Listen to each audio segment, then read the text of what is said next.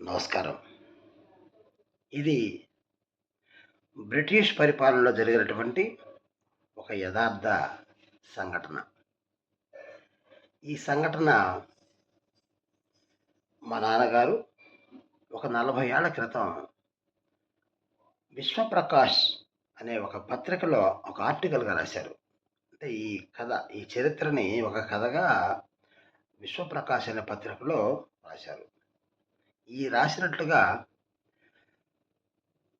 గౌరవ పెద్దలు, కీర్తిశేషులు రాపాక ఏకాంబరాచార్యులు గారు 'విశ్వబ్రాహ్మణ ప్రముఖులు' అనే ఒక గ్రంథంలో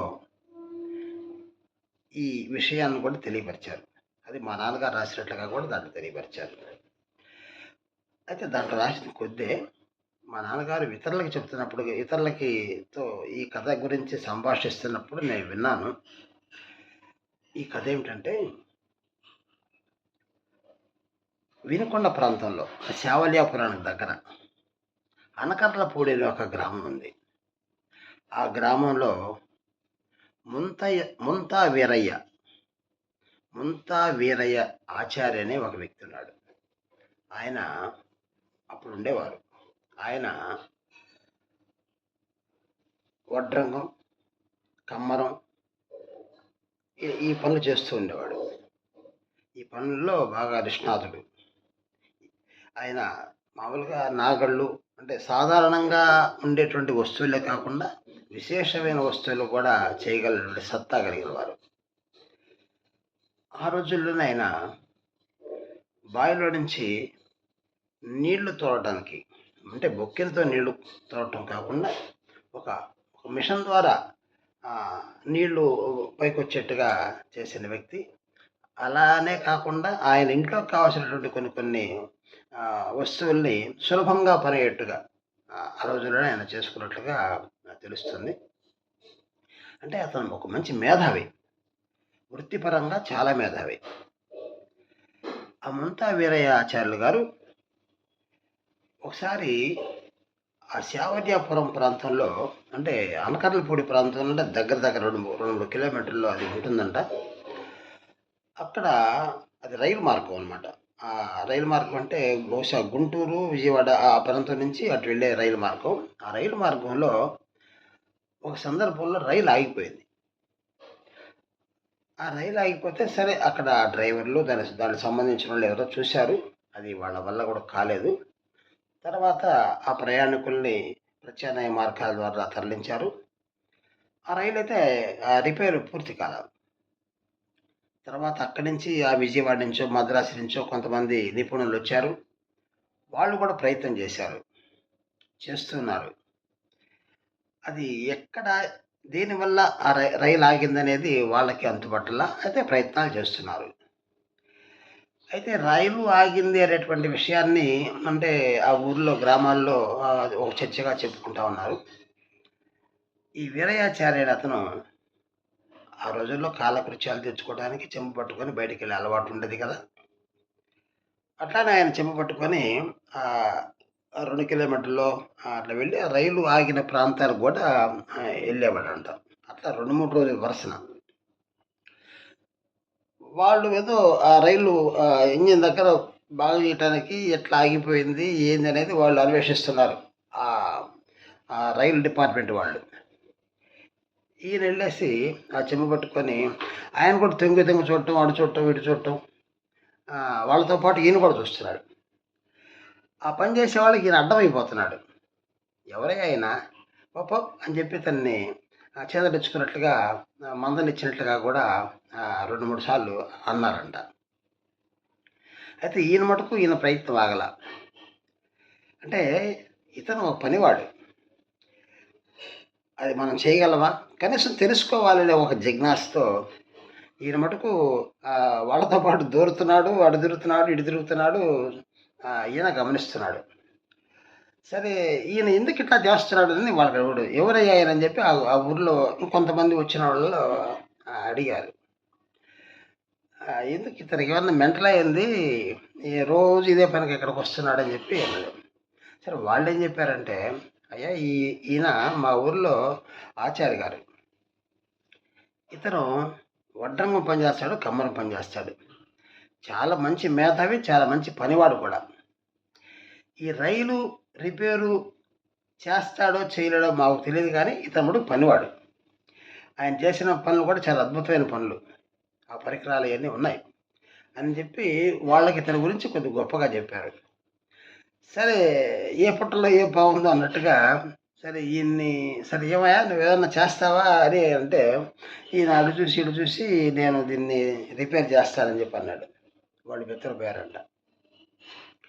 మా వాళ్ళే కాలేదు, మద్రాసు నుంచి వచ్చారు పెద్ద పని వాళ్ళంతా, ఇంజనీర్లు అంతా వచ్చారు, మా వల్ల కాలేదు, ఇతను చేస్తాడన్నాడు చెప్పినట్టుగా వీళ్ళు అనుకొని, సరే అది కొద్దిగా ముందు నవ్వుతాం అనుకున్నా, ఒకవేళ చూద్దామనే ఉద్దేశంతో సరి చేయని చెప్పి చెప్పారంట. ఈయన ఇంటికి వెళ్ళిన తర్వాత ఒక పరికరాన్ని, అంటే ఆ మిషన్, ఆ రైల్లో ఇంజిన్లో ఒక జారిపోయింది అక్కడ ఒక వస్తువు. అదేదో ఒక వస్తువు చేసుకొని వచ్చాడు. ఆ వస్తువుని అది బిగించాడు. బిగించిన తర్వాత ఇక ఇక దాన్ని ఆన్ చేయండి అని చెప్పాను. ఆన్ చేయడంతో ఆన్ అయింది. ఆశ్చర్యపోయారంట. ఇది సామాన్యుడు కాదని చెప్పి, అసలు మేము గమనించలేకపోయాము, ఇతను చేశాడనే ఒక ఉద్దేశంతో వాళ్ళు శభాష్ అని చెప్పి ఇతన్ని మెచ్చుకొని, సరే ఇంత పని చేశావు, సంతోషం, మంచి పనివాళ్ళగా ఉన్నావు అని చెప్పి ఇతన్ని అభినందిస్తూ, నీకు తగిన పారితోషికం మేము ఇప్పిస్తాము. అయితే నీ గురించి కూడా మేము పెద్దవాళ్ళకి, అంటే మా అధికారులకి మేము తెలియపరుస్తాము. ఈ తెలియపరచడమే కాకుండా వాళ్ళకు ఒక ఆర్టికల్ నీ గురించి మేము చెప్తాం. అయితే ఒక ప్రత్యేకమైన ఆర్టికల్ నువ్వు తయారు చేసి అది మాకు ఇవ్వు, అది మేము వాళ్ళకు కూడా చూపిస్తాం. ఈ చేసామని చెప్పడమే కాకుండా ఆర్టికల్ కూడా చూపిస్తే వాళ్ళకి నీ పట్ల ఒక గౌరవం ఏర్పడుతుంది, నీకు ఏదన్నా వాళ్ళు చాలా పారితోషికం ఇస్తారని చెప్పి ఇతనికి ఏదో చెప్పారు. సరే, ఇతను కూడా అట్లానే తలూపాడు. సరే, ఈయన ఇంటికి వెళ్ళిన తర్వాత 2-3 రోజులు కష్టపడి ఒక వస్తువుని చేశాడు. ఆ వస్తువుని ప్యాక్ చేశాడు. ఆ ప్యాక్ చేసి ఇది ఆ రైలు సంబంధిత అధికారులకి చేర్చాడు. వాళ్ళు కూడా ఏముందో దాంట్లో చూడలేదు, వాళ్ళు ఉన్నతాధికారులకి పంపించారు ఆ ప్యాకెట్ని.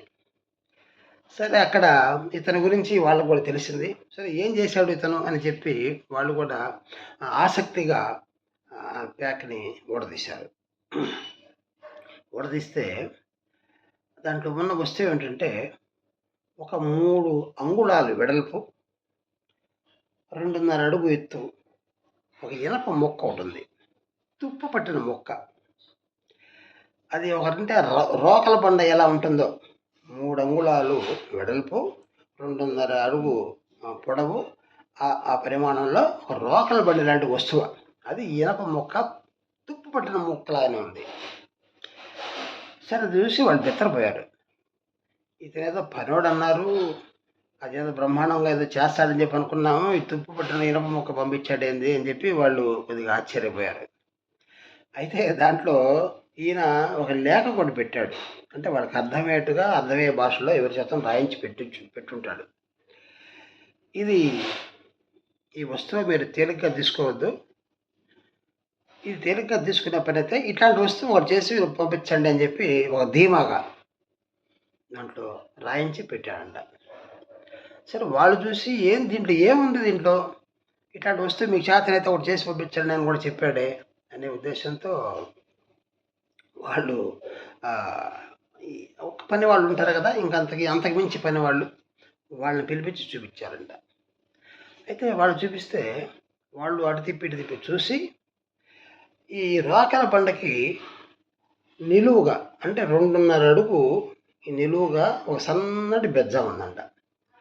ఆ బెజ్జాం ఏ సైజు అయ్యా అంటే, గుండు సూది పైన అట్లా పెడితే ఇట్లా కిందకి దిగి జారిపోయి కింద పడిందంట. గుండు సూది వరకే, గుండు సూది పరిమాణంలో పైనుంచి బెజ్జాం వేసేశారు. ఆ బెజ్జామే వేసింది. అయితే ఈ బెజ్జాం వేయడం పెద్ద పనితనమా అని చెప్పి వాళ్ళు ఎదురు కొద్దిగా అనుకున్నారంట. సరే, దాంట్లో పని వాళ్ళు ఉంటారు కదా, కాదు, ఇది చిన్న విషయం ఏమీ కాదు, ఇది అంటే ఒక అంగుళానికి మనం ఇట్లా బెజ్జాం వేయచ్చు, లేదంటే ఒక బెత్తకు ఒక బెజ్జాం వేయచ్చు, రెండు బెత్తలకు కూడా ఒకళ్ళ వీలైతే కొద్దిగా కష్టపడేయచ్చు. 2.5 అడుగు ఎత్తుకు సంబంధించి అంత సన్న బెజ్జాన్ని వేయటం అనేది అది చిన్న విషయం అయితే కాదు. వాస్తవం చెప్పాలంటే ఆ టెక్నాలజీ మన దగ్గర ఇంకా లేదు, రాలేదని చెప్పి అతను ఒప్పుకున్నారు. ఇతని పనితనం అప్పుడు వాళ్ళకి అర్థమైంది. ఎట్లా చేశాడు ఇతను?